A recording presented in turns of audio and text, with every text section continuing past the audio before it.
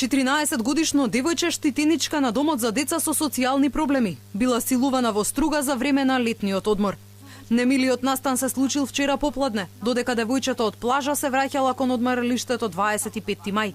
На пат кон собата ја пресретнал непознат маж и ја принудил да влезе во неговиот автомобил.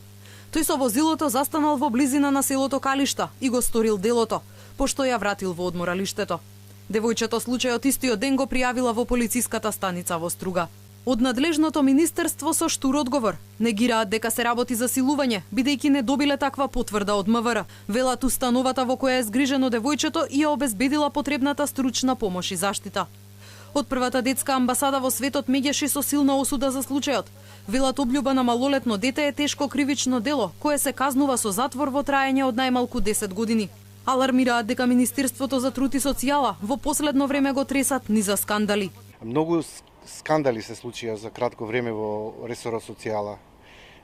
Се сеќавате тргувано дете, подведувано, детска проституција и така натаму, па потоа сомнеш за посвојување на деца, дека се занимавале со мито и корупција, одредени луѓе јавното обвинителство покрена постапка.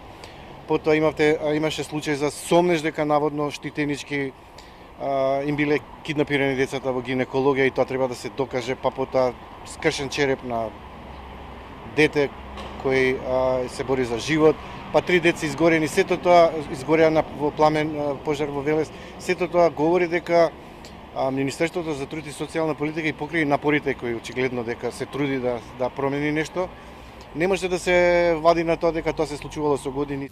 Ова не е прв пат штитеничкиот домот за деца да бидат жртви на силување. Во февруари годинава 13-годишно девојче од домот 25 мај абортираше, а случајот го обелодени Европскиот центар за правата на ромите. Од центарот тогаш објавија дека според сведочењето на девојчето, таа била сексуално малтретирана, била принудена на сексуални односи и физичка работа.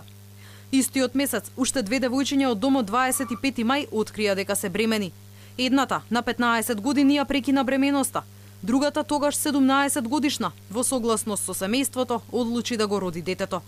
Покрај силување и несакани бременности кај малолетнички, Министерството за труд и социјала годинава го тресеа низа скандали со деца избегани од установите каде биле згрижени. Министерката Мила Царовска тогаш рече дека бегство на деца од домовите е вообичаена пракса, која се случува и во најразвиените земји. Министерката за труд и социјална политика го потврди случајот.